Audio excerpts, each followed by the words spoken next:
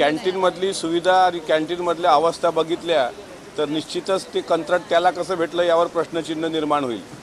माझा त्या कंत्राट देण्यालाच विरोध आहे। मुळामध्ये आपण मराठी माणसांबद्दल इतकं प्रेम आपण सर्व लोक दाखवत असतो, तर मराठी माणसाला किंवा बचत गटाला ते कंत्राट भेटावं अशी माझी भूमिका होती। मात्र आकाशवाणीमध्ये किंवा आमदार निवासाच्या भोजन कक्षामध्ये ज्या पद्धतीनं महाराष्ट्राच्या बाहेरच्या लोकांना कंत्राट दिलं जातं ते तिथं कसे वागतात, त्यांचा किचन कसा असतो, तिथं असणारी उंदरं, त्याचं प्रमाण, घुशींचं प्रमाण आणि अस्वच्छतेचं प्रमाण, आता या निकषावर जर त्याला कंत्राट दिलं असेल तर मला तर वाटतं याबाबत शोध मोहीमच राबवली पाहिजे। वास्तविक तशा लोकांना कंत्राट देऊन परत एकदा आमदारांच्या किंवा तिथं आमदारांसोबत असणाऱ्या लोकांच्या जीवाशी खेळ होता कामा नये किंवा होत असेल तर ते कंत्राट तात्काळ रद्द करावं अशी मागणी मी सरकारला करतोय।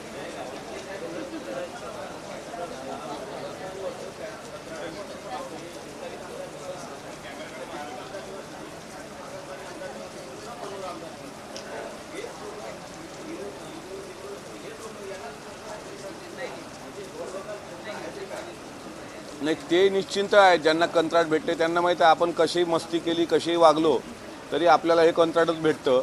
आता नेमकं का दिलं गेलं ते बघितलं पाहिजे। आपल्याकडे काय आर्थिक कॅपॅसिटी असणारी लोक नाही आहेत का महाराष्ट्रामध्ये? तर आहेत ना, आपल्याकडे आर्थिक कॅपॅसिटी असणारी लोक आहेत।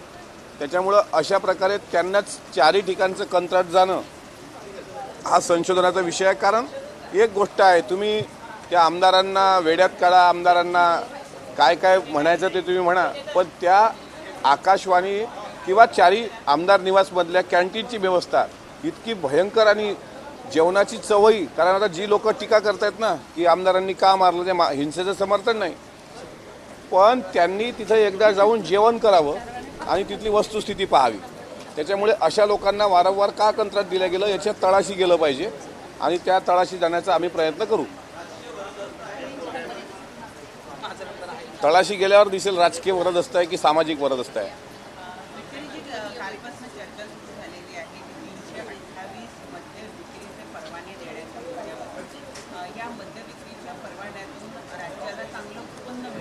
लाडक्या बहिणीसारख्या ज्या योजनांवर आपल्या कोट्यावधी रुपये खर्च होत आहेत, त्यामुळे राज्य आर्थिकदृष्ट्या डबघाईला येत आहे। अशा वेळेला आर्थिक नवीन स्रोत शोधण्यासाठी हे परवाने दिले जाणार याची चर्चा आहे। तुम्हाला कितपत योग्य वाटतं?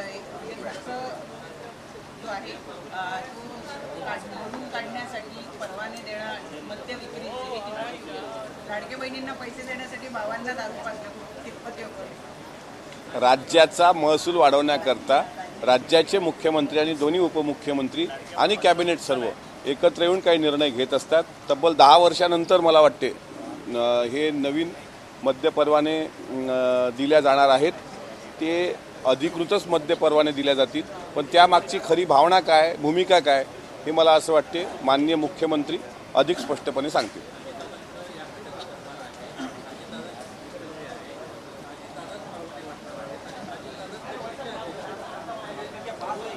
मी तुम्हाला सांगतो, राज्याचा महसूल वाढवण्याकरता जर सरकार काही धोरणात्मक निर्णय घेत असेल तर त्या निर्णयाला आपण तो निर्णय का घेतला हे माननीय मुख्यमंत्र्यांनाच विचारलं पाहिजे। नवीन परवाने 10 वर्षानंतर येत आहेत आणि त्यामधून जर राज्याचं उत्पन्न महसूल त्याचा फायदा होत असेल तर सरकारने निर्णय घेतला आहे, त्याला आम्ही काय करणार?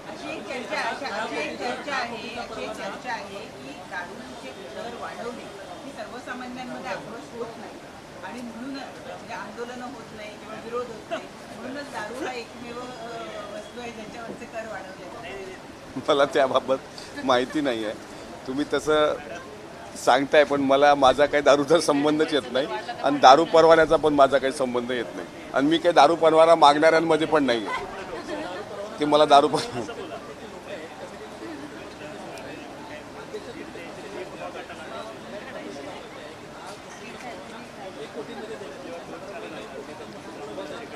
मला त्याबाबत माहिती नाही आणि दारू परवाना मागणाऱ्यांमध्ये मी नाही। महाराष्ट्र हिताचे प्रश्न विचाराल अशी अपेक्षा, तो पण महाराष्ट्र हिताचा महसूल वाढवण्याच्या दृष्टिकोनातून जर महाराष्ट्र हिताचा काही निर्णय होत असेल तर त्याचं स्वागत केलं पाहिजे।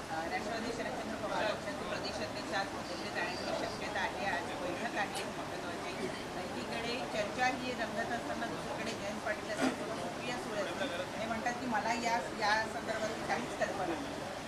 काल स्वतः मला वाटते जयंत पाटील साहेब आपल्याशी संवाद साधला, त्यांनी बोलले काल सायंकाळपर्यंत त्यांनी राजीनामा दिला नव्हता. आज मंगळवार दिवस आहे, आज त्यांच्या कोर कमिटीमध्ये ती चर्चा होणार आहे आणि पवारसाहेबांनी त्यांच्या पक्षाचं काय खांदेपालट करावा हा सर्वस्वी अधिकार पवारसाहेबांना आहे. त्याच्यामुळं त्यांच्या पक्षात मी बोलावं इतका मी नक्कीच मोठा नाही, पण जे कोणी प्रदेशाध्यक्ष होत असतील किंवा आहे तेच जयंत पाटील साहेब राहत असतील तर त्यांना आमच्या शुभेच्छा आहेत. एबीपी माझा, उघडा डोळे बघा नीट.